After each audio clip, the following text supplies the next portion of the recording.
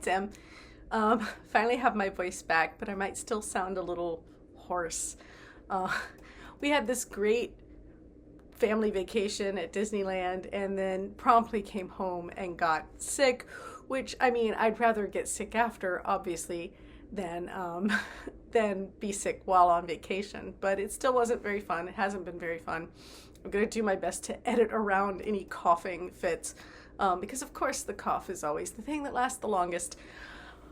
But in any case, I figured I wanted to get back to to making videos, and we're kind of at the end of the year, and there's lots of, content, end of the year content to do, and I wanted to get on with that.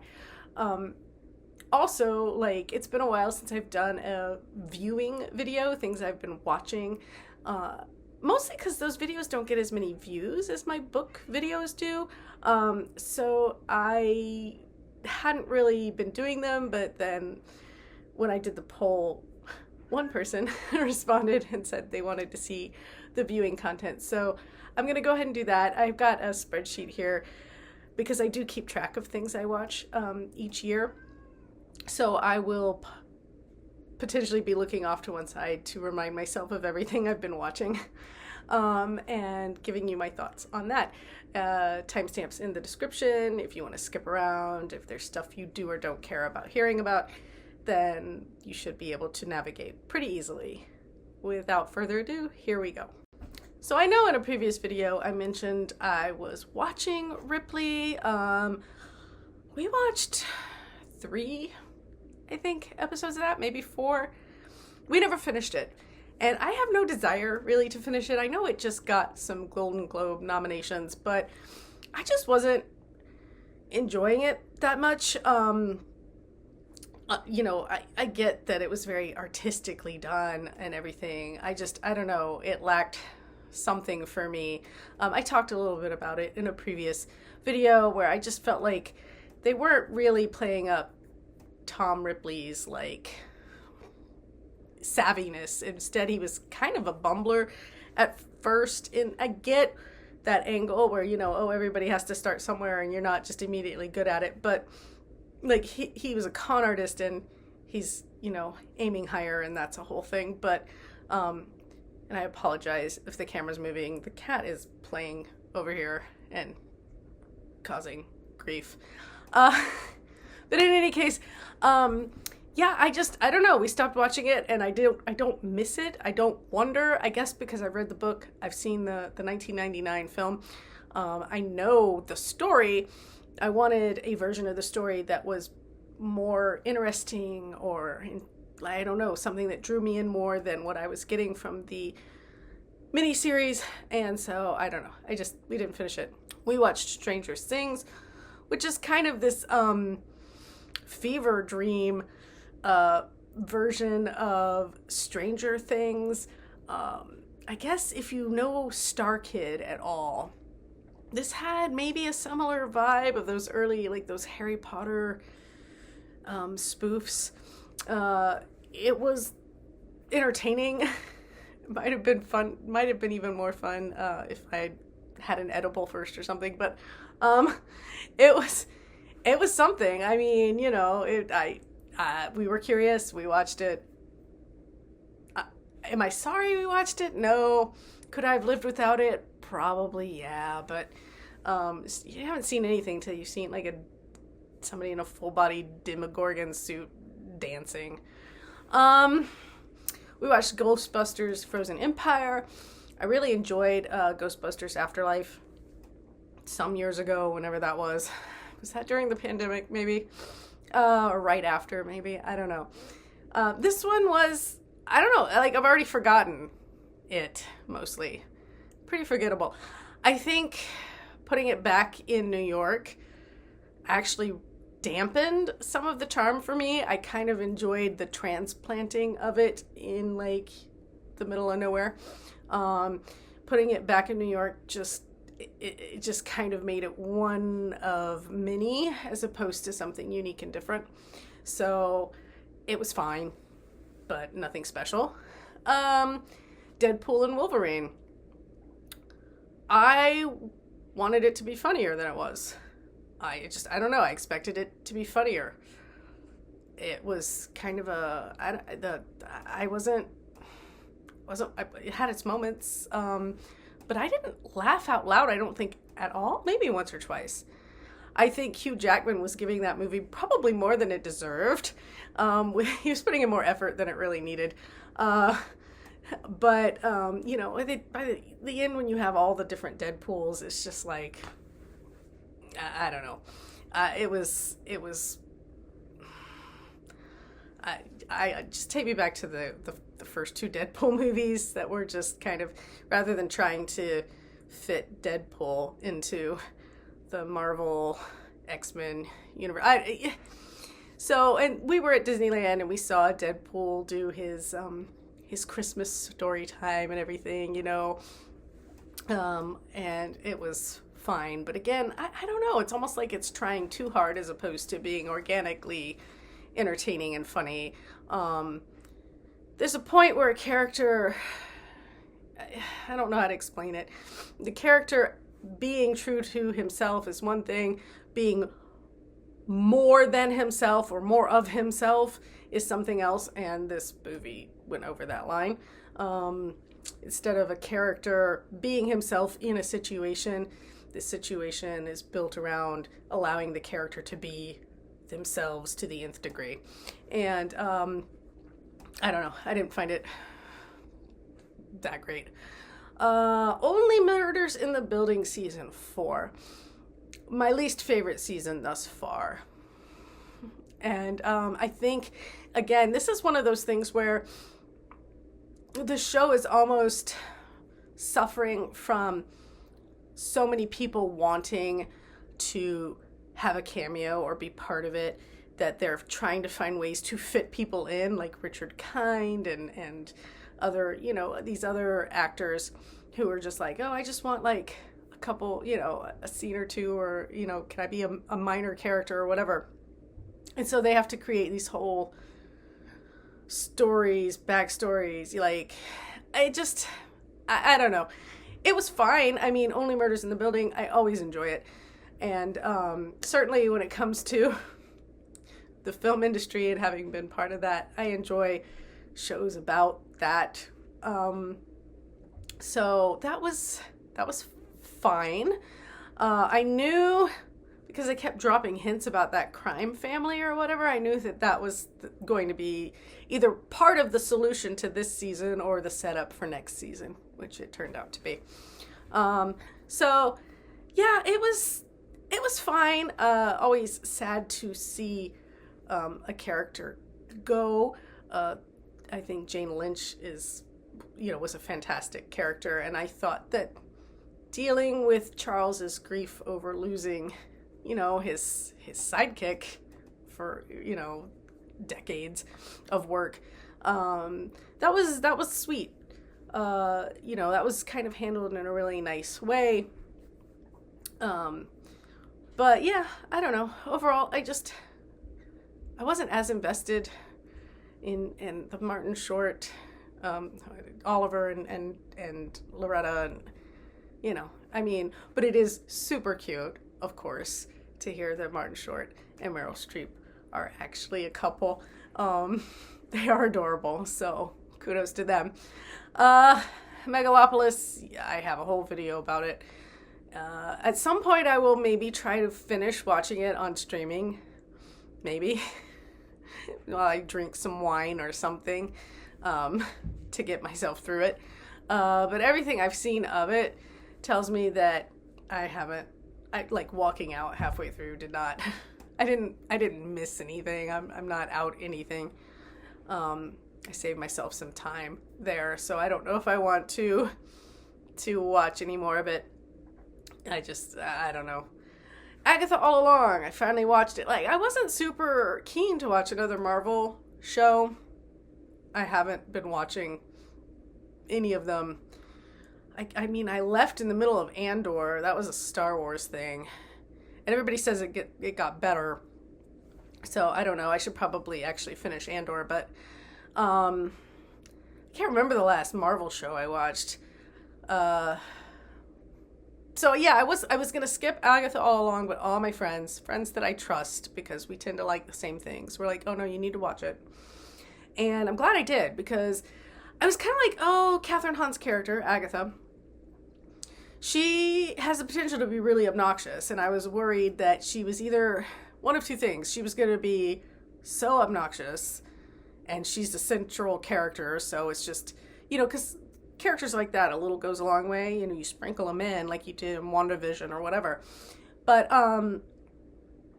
yeah, so, or somehow her character in this series was not going to be true to the character they created in WandaVision. Like, how sometimes you watch something and they'll have tweaked that character a little bit in a spin-off or whatever to make them more likable or more palatable or more relatable or whatever.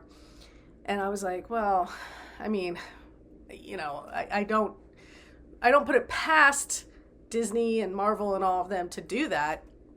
They're bringing people back from the dead. They'll do whatever. They don't really have... I don't see them as people who really have limits, boundaries, when it comes to that kind of thing. So I was pleasantly surprised to find that Agatha is Agatha. She is obnoxious. But she was tempered by having a really good cast around her, a really good, number of interesting characters. So that diluted some of the Agatha-ness of it. The story was good, and yeah, I don't know. I ended up really, really liking that. That was probably one of the best Marvel series, in a long time. Did I like it more than WandaVision? Yeah, maybe. I found Agatha, over time, I find Agatha more palatable than Wanda, than Scarlet Witch, I didn't see Multiverse of Madness. Like, I didn't watch that movie. I heard that Scarlet Witch dies, I guess, and I don't care. Yeah, so Agatha All Along, definitely one that I really appreciated. Sad to see that it did not get more Golden Globes love. I saw that Catherine Hahn was nominated, and was that the only nomination it got? I know it didn't get a nomination for Best, series. So I don't know if it got any other nominations than that, but which is a shame, because I feel like it deserves a little more attention. A Man on the Inside. So, Michael Schur. I love his shows, okay? Big fan of Parks and Rec. I liked The Office. I liked Parks and Rec more. Was he Brooklyn Nine-Nine? I think. Anyway, overall, Good Place, obviously. So have a history of really enjoying his shows. Man on the Inside is Ted Danson, as a widower who answers an ad in a paper and ends up installed in a retirement community trying to find, someone who's been stealing people's, jewelry. The first couple episodes, I was not sold. I admit it. I was like, yeah, this isn't really the vibe. But over the 8-episode arc, I fell in love with it. It is definitely less funny and more bittersweet, pluck at the heartstrings kind of content. I don't like to cry, and I cried a lot at different points in that series, but it was just really endearing, and just I love seeing them focus on some older characters and seeing some of these older actors who have been in so many things. You're just like, oh my god, it's that guy and that lady, and Sally Struthers, and just it was really, as Michael Schur's shows tend to be, well done, and a lot of Easter eggs for people who like The Good Place, and I think it's been greenlit for a second season, so I'm looking forward to that. We'll see if... So, Ted Danson's character, Charles, is a retired professor And so I'm wondering if the next season they'll have to install him at a community college or something like that. Could be fun. But I hope that he also goes back and visits his old friends from the retirement community from season 1. And it's set in San Francisco, so obviously, as somebody who lives in the Bay Area, love seeing the establishing shots going, I know where that is. I've been there. That's always a fun game to play. Yeah, so that was a really endearing show. Yeah, again, I got weepy many times over, which I don't like. I don't like to cry, and crying gives me a headache. So I should hate this show, but I don't. I can't.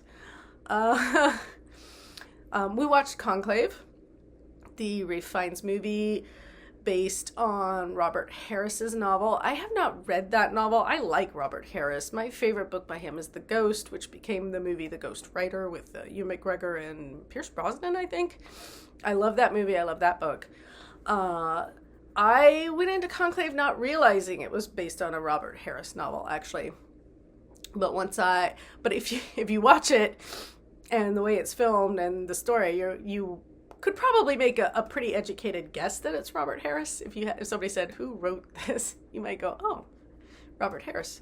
It was actually really good. So, yeah, how exciting can you make a story of a bunch of cardinals trying to select a new pope, right?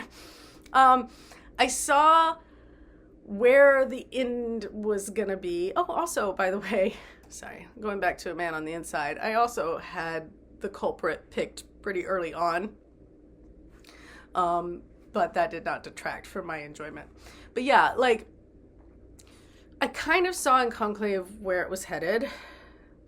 And I had heard there was a twist, but I didn't know what the twist was or even what realm it took, but it didn't take long for me to kind of guess what that twist might be. Some people really hate the twist. The twist did not bother me. I think actually the twist sets up it opens the door to a lot of interesting conversations about Catholicism and the Pope and I guess what rules we do and don't have around that. I grew up Catholic till I was about 8. My mom became born again. My dad still considers himself Catholic, but he doesn't really go to Mass regularly. So I have memories of Catholicism. I've gone to Masses, at Easter and Christmas. My cousins have had Catholic weddings, things like that. I have some familiarity with it, but not an investment in it, I guess. I think I learned more about Catholicism from the Thornbirds as a kid, actually. But anyway, but yeah, I actually really liked Conclave. My husband says he thinks that Ralph Fiennes is like a shoo-in for awards season, and he did get a Golden Globe nomination. I think the director also got a nomination, and the score was noticeably interesting. I don't know if that's a good thing or a bad thing, because when you notice the music in a movie, sometimes that means it's intrusive as opposed to being, helpful to the story. But I didn't notice it in a bad way, let's just say. But yeah, I think it was good. I liked it.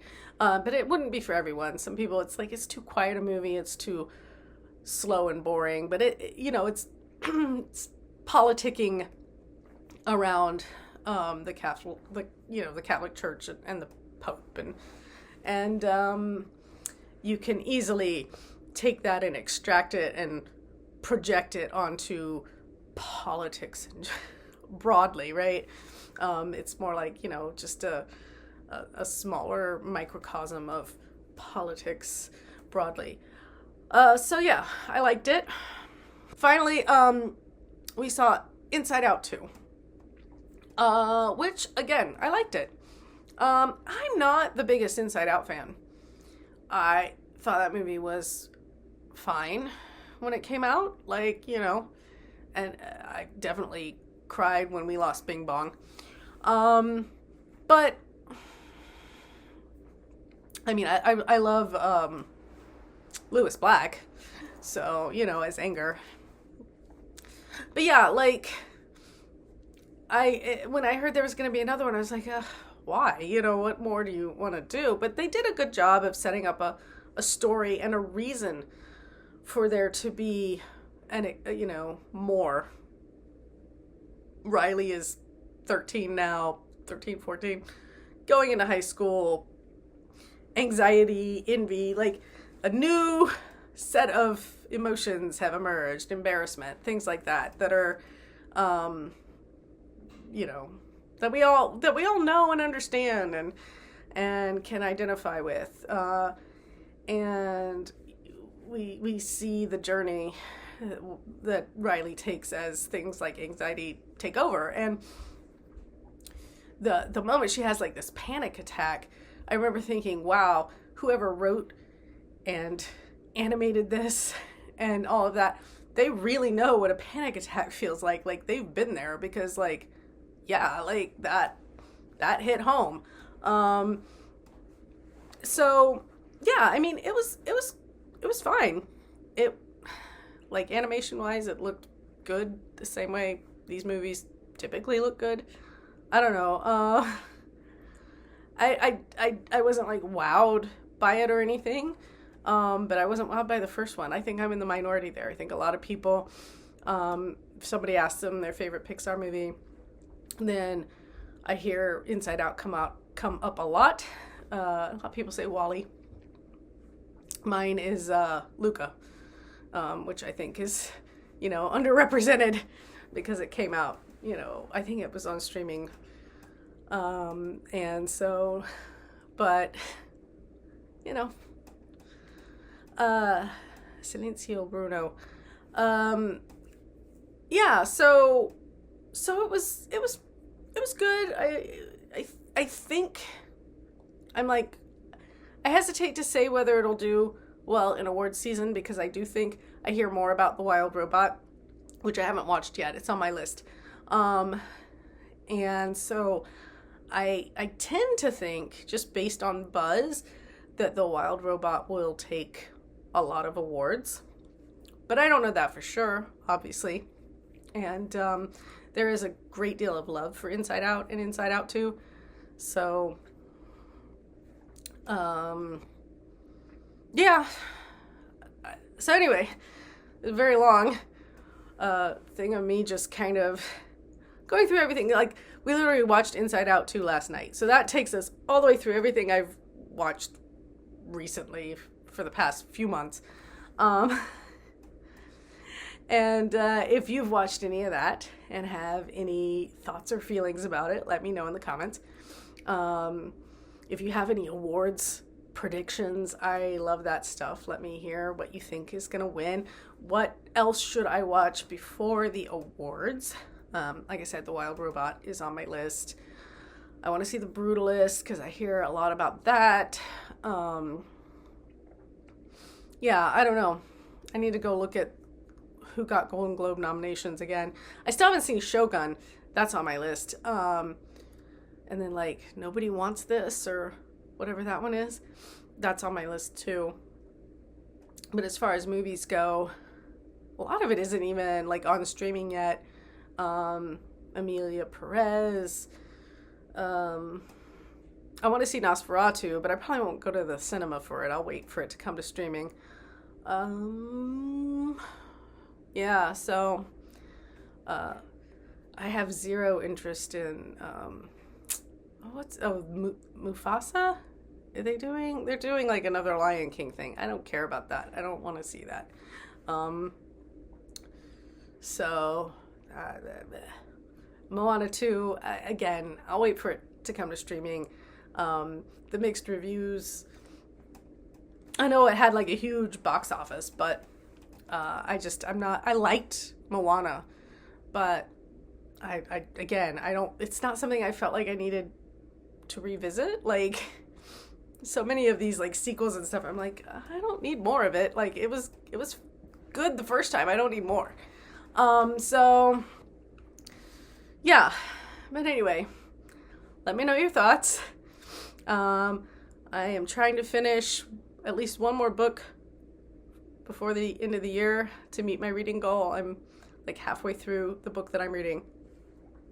So hopefully I will be able to talk about books again soon. And until next time, take care.